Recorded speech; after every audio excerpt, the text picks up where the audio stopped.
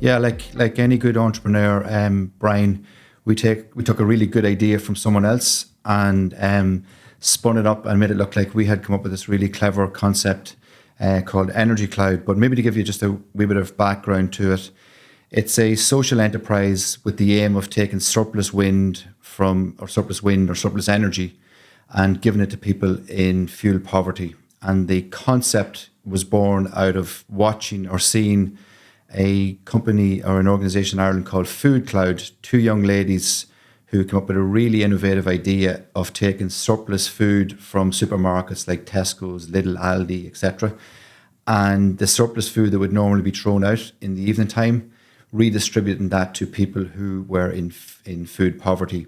So I was in an audience at a social enterprise awards, and I seen the two young ladies getting awarded for delivering 100 million meals, and they just crossed the 100 million meals mark. Wow. And I was absolutely staggered by the idea and what they had delivered. And it just, in the audience, thinking about, wow, I wonder could we take that idea and do it for all this surplus energy that we have from wind farms, and see if we could basically copy the concept of what they had done. So we took the Food Cloud idea. We were really innovative in our branding and came up with Energy Cloud. And that was the initial acorn of the concept to where we are today. For those who might not even be aware, the Island of Ireland electricity network has huge amounts of wind energy, increase in solar now as well. I think certainly Northern Ireland, about almost 50% or just maybe under it, of annual electricity consumption comes from renewables. I think the Republic or the South of Ireland is a similar figure, maybe a couple of percent behind. So overall, the overall single island electricity market, it's in the mid 40% in a way is renewable energy. And there's this increasing problem now where we don't have enough people to use the electricity when the wind's blowing at night, and these wind farms are being turned off or turned down, and it's energy wasted really. And basically what you guys are doing is taking that otherwise wasted energy and putting it into hot water tanks and giving free hot water effectively to people who might be in fuel poverty. Yeah, that's the idea, and the numbers are quite staggering, and we still haven't delivered on the renewable portfolio that we have the ambition to deliver on the island and globally. But if you take those numbers, even 10%, the actual figures from a retail point of view are in the hundreds of millions. So for people who are in fuel poverty, last year we dumped several £100 million worth of electricity, which could have been used if we had the technology, the capability and the will to actually figure out how to do it. If you kind of bring us up to, where is Energy Cloud now and the great work you guys are doing? Yeah, so if I was to frame it this way, the first year was really a dating exercise where everybody got to know each other, and then we had to get the parents' approval to go to the next stage and get married.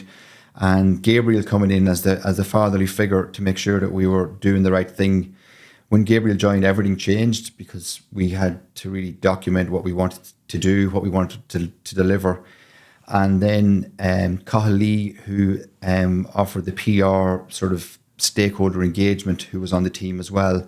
Cathal really started putting a shape on the stakeholder engagement with Gabriel's support. And that was, we're going to need to meet all these organizations professionally, properly, tell them our vision, and then what our ask is to get this up and running.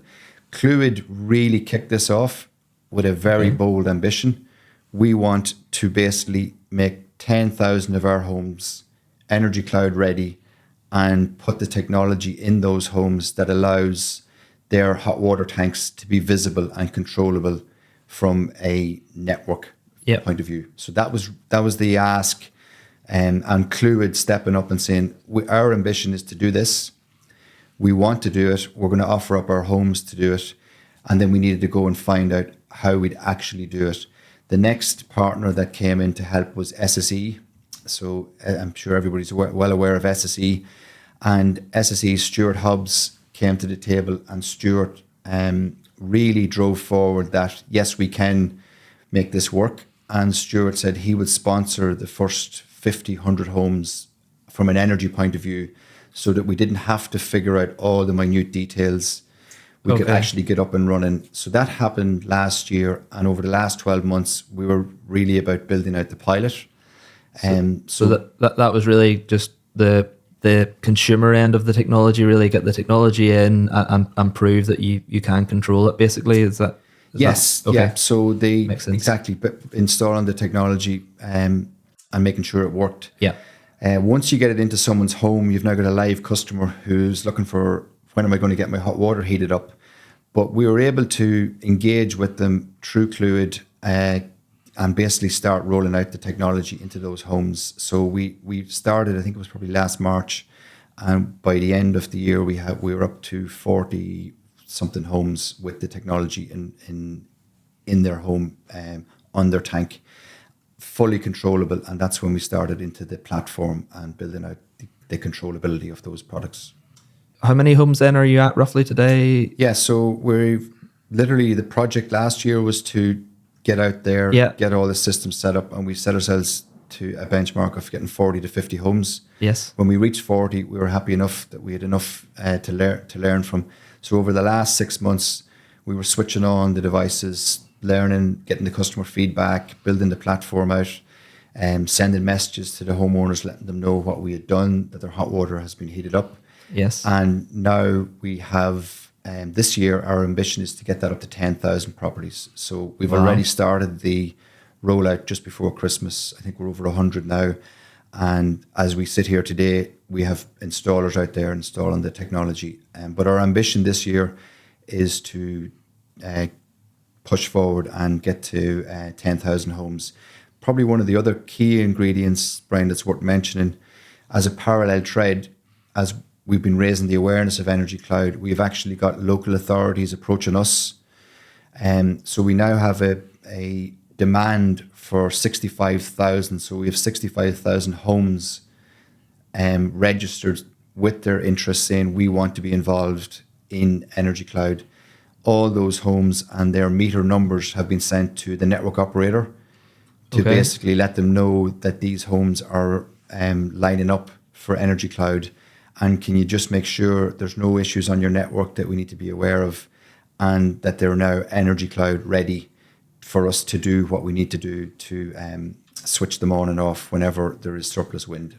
It is an important point that you basically have the end-to-end system and platform is effectively established now. Though you know there will be polishing and improvements and things to make, but like the end result for an Energy Cloud customer at the minute, as I understand it, I've seen you put up LinkedIn or Facebook posts, the night before saying, between 12 and 2 o'clock tonight, you'll get a free tank of hot water.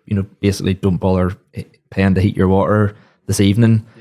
You'll wake up tomorrow with a free tank. So, as I understand that's, so I don't know, could you give me an example, say, since we're sitting here mid-January or whatever, say since Christmas, roughly how many times might that have happened?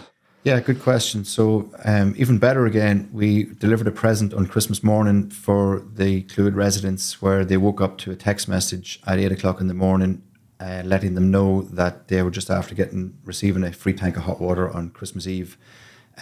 So they actually had a full tank of hot water on Christmas morning, all automated, and they got a message to let them know. But tonight, for instance, we know there's going to be curtailment tonight.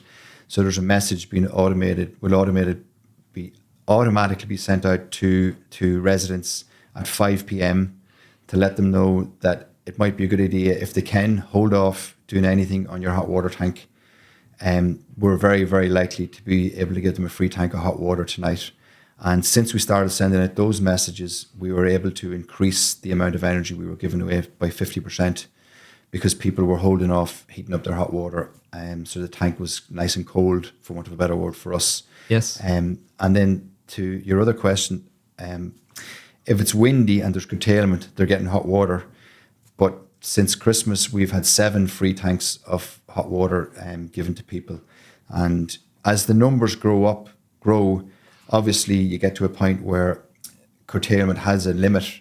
So you're just trying to map out the amount of curtailment versus the amount of time we'll have the energy being distributed.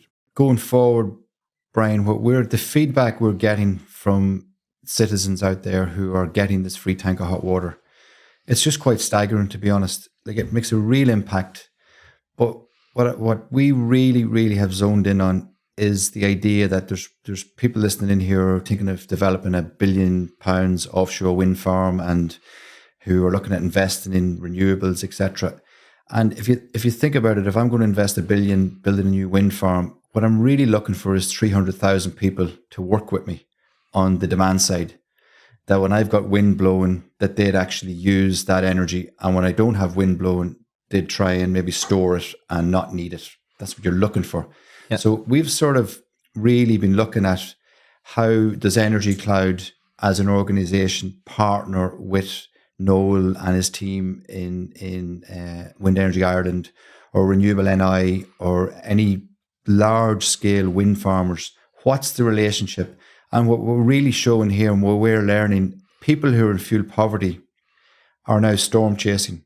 So we have people who are sitting at home going, we had a very quiet, we hadn't much hot water for 2 weeks before Christmas, because as all your wind farmers who are listening will know, there was no wind for a 2-week period. Our residents and our citizens knew that and were looking to go, when's the next storm coming? Because they had no free hot water. So what they're actually learning is renewables happen at certain times and they don't happen at other times. And they have learned that behavior and they're watching for it. So when we move and transition to scale this up, people in Energy Cloud are going to know all about how renewables work. They've joined the dots between wind and low-cost energy. A lot of the EV car manufacturers like to, give sort of free EV charging or different perks like that. Again, you could have an Energy Cloud type platform that instead of maybe dumping the electricity into people's hot water tanks, you dump it into EV cars during the night and you wake up with a free full tank of electric in your EV. So potentially some car manufacturers might be interested in that. I don't know, there's endless possibilities here. The scale of it, the network impact, that is absolutely core to what we're doing, how we balance the grid, system services, how they're going to be impacted. And Energy Cloud's objective is whatever we generate, we give it back to people in those fuel poverty homes. Coming from an engineering background, we can create technology that does just about anything. It's how people interact with it and how people use it. So that the actual behavioral, kind of stuff is very, very interesting. I find interesting, and I'm sure, the results and some of the studies on that will probably be as interesting as anything in their own right. It's quite, Yeah, and exactly the behavior. And again, one of the key components that we're finding, that's the bit that politicians are really interested in. Yeah.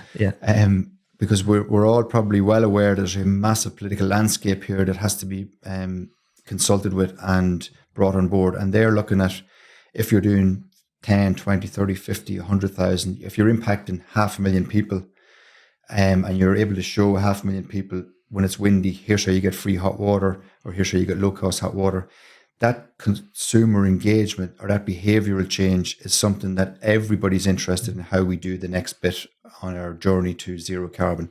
And we're able to show that people are up for this if you bring them on that journey.